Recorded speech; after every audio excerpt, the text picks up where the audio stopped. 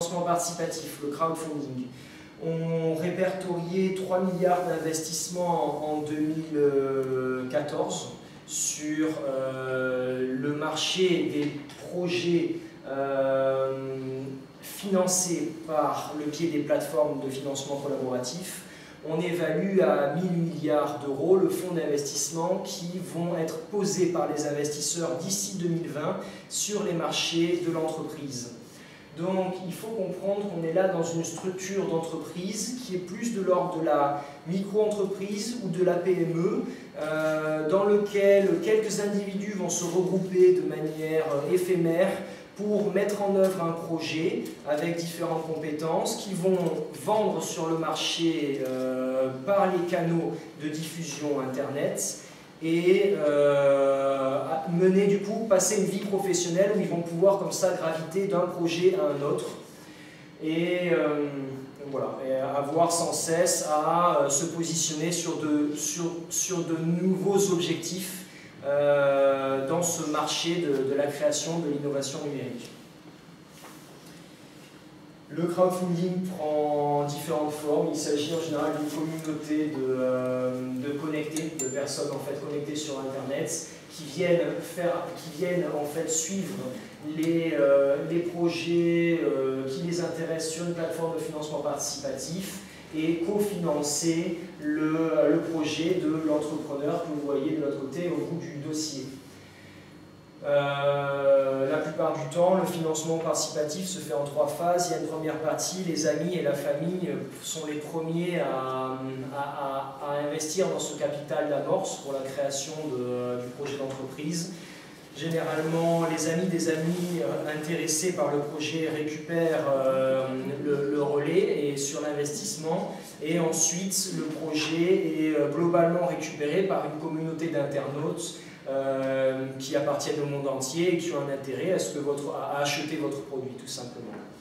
Le gros avantage qu'on voit là-dedans, c'est qu'il permet de développer la créativité et l'innovation qui ne serait pas financée par les banques. Si aujourd'hui vous avez un projet d'entreprise où vous voulez fabriquer un objet, vous allez voir un banquier, il va vous demander une étude de marché, ce que vous n'êtes pas forcément en mesure d'apporter.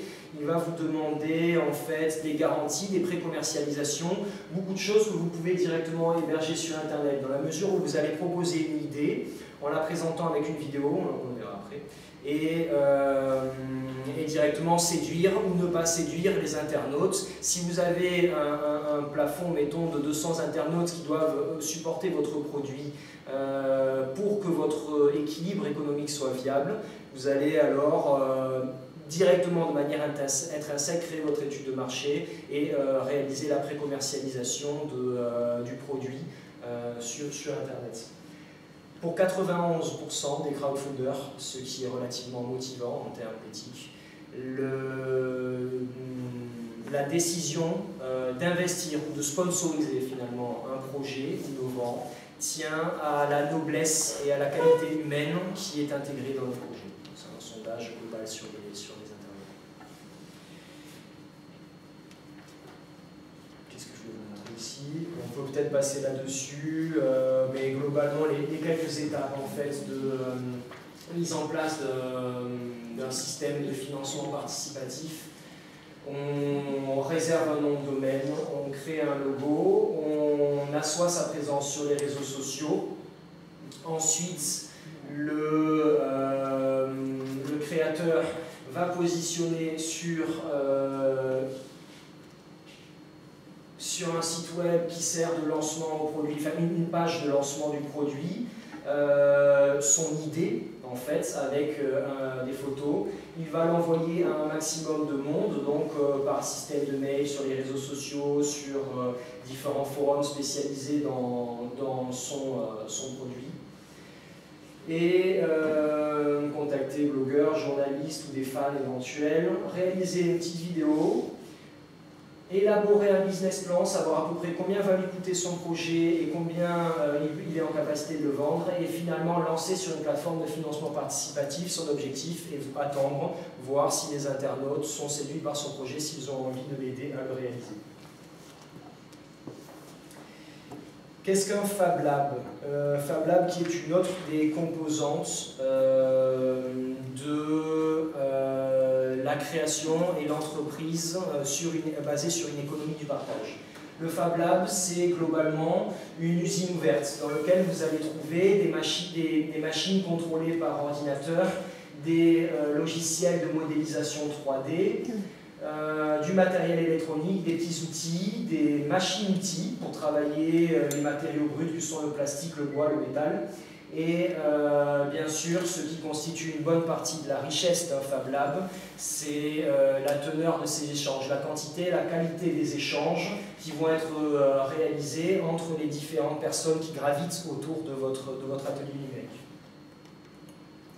On a là une petite vidéo qui a été publiée sur, je pense, sur le journal de France 2, qui vous explique, alors qui va vous montrer l'exemple d'un Fab Lab à Paris qui fonctionne assez bien, à un niveau plutôt ingénieur indépendant, mais vous aurez quand même des témoignages essentiellement. J'espère qu'on a du son. On n'a pas de son. Ici. Merci.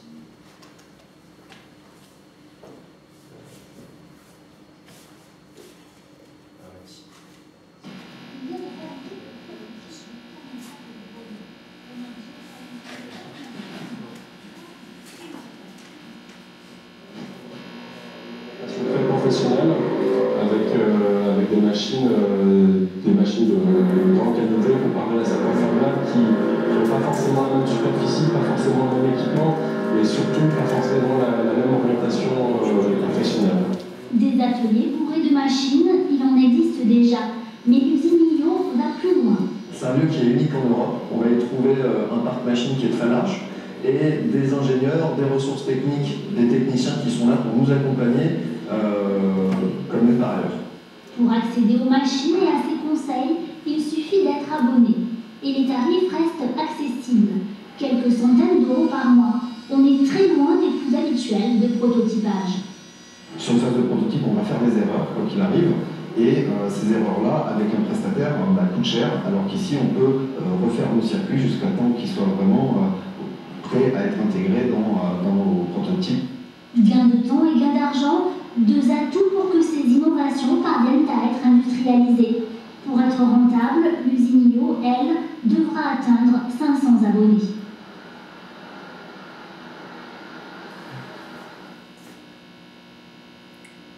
Bon, ils vous ont présenté donc un atelier de fabrication avec un mot de la fin qui tient à la rentabilité, qui est propre à celui-là, qui est un lieu privé, qui n'est pas forcément le cas de tous les Fab Labs.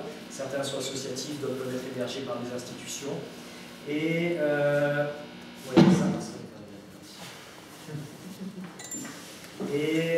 donc voilà, vous l'aurez compris, le Fab Lab, c'est un espace en fait d'accueil de ce que l'on regroupe sous couvert de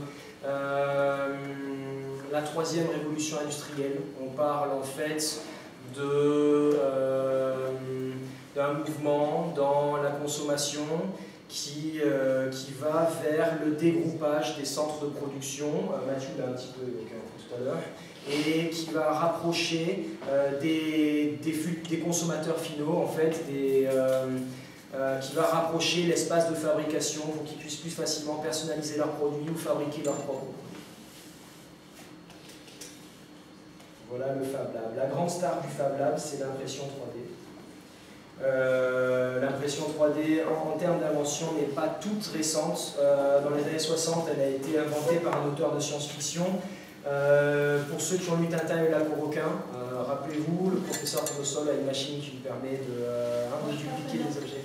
Elle ne marche pas très bien, c'est vrai, je me rappelle d'un chapeau qui dégouline. Mais voilà, on avait déjà en 72 donc Hergé qui évoquait cette photo.